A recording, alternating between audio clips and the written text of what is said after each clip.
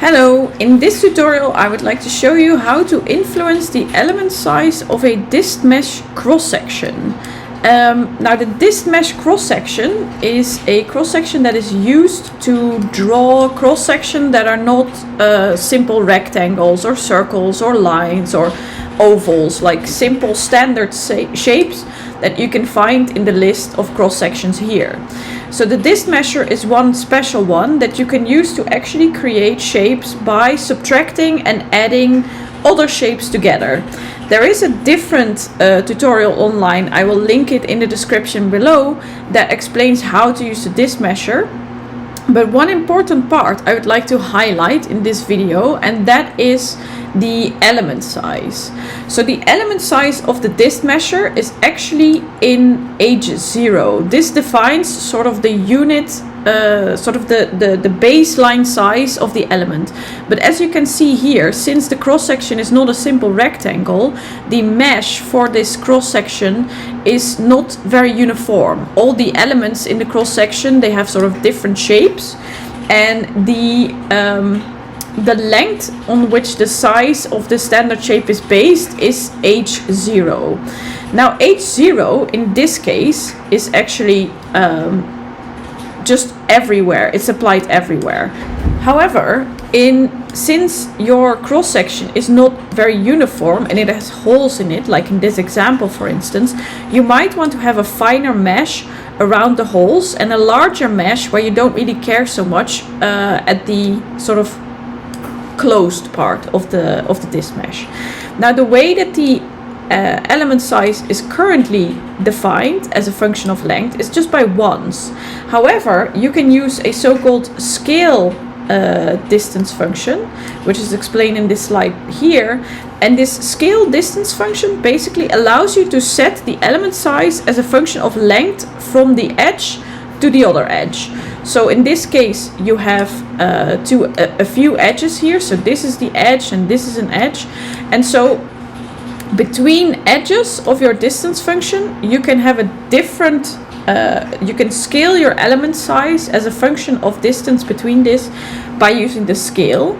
And in order to do that, you first remove the ones, because ones means that the size of the element size is just is 100%. So it's just always based on this H0 over here.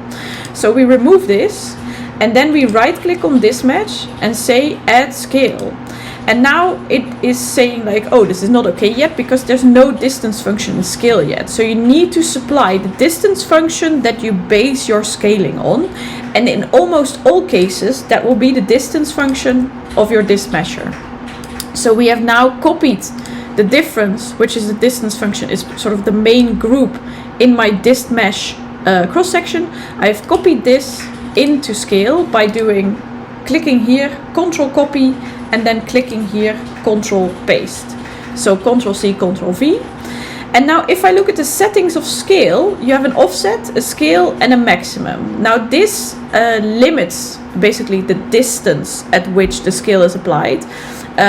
So if you want to have a maximum of, let's say my element size here is now 30. If I want to have a maximum element size of 100, you can use this to limit that. However, what is mostly important is actually the offset and the scale. So the offset is the element sizes which you start. And if this is 0, it just takes H0. But I think in almost any case, you would just like to make sure that it's the same as your H0, because that is your starting point. And now your scale is how you will change your element size. So I'll try to rotate this such that it's clear what the elements look like.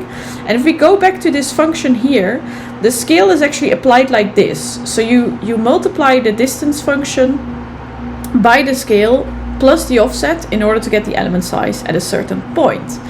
And since the inside is negative of a distance function, so meaning distance function work like this, that you calculate the distance in the 2D space to the boundary, and as long as the distance is negative, you're inside. If it's positive, you're outside.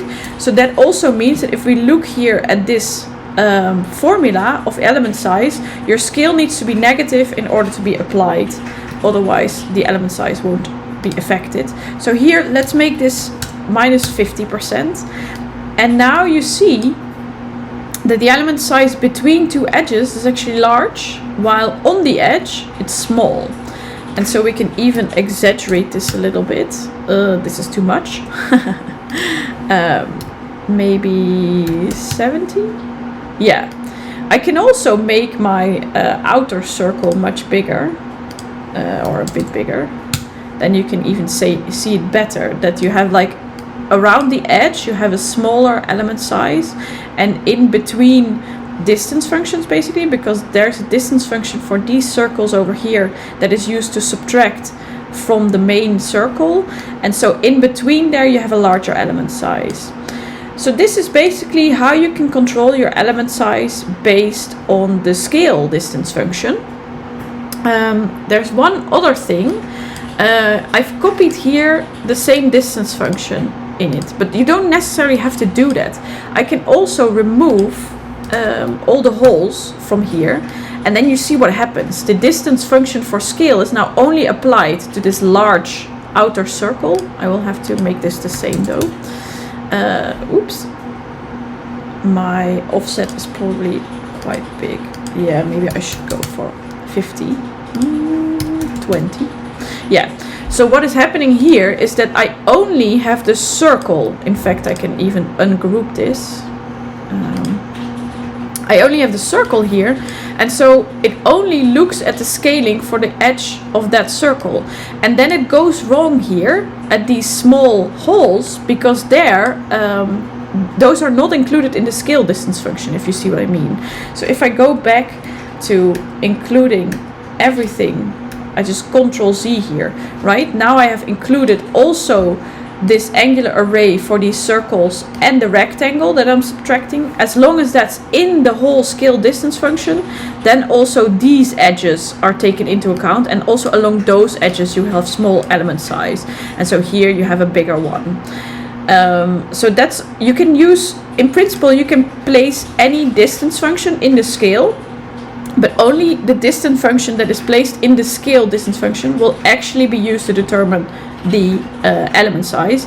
And therefore, if I remove these two, you get actually quite a nasty looking element size here in the middle, because only at the edge I have a small one, and the further I go away from the edge towards the center, the bigger my element size gets, because that is the scale that I've applied here. Now I can go to 50 or to 20, because then my scaling is much slower, because looking at the function here, if I make this smaller, then the element size doesn't grow so fast. Yeah, that's another solution, but you can also just completely include the whole cross-section inside scale. That's it for today. Thank you.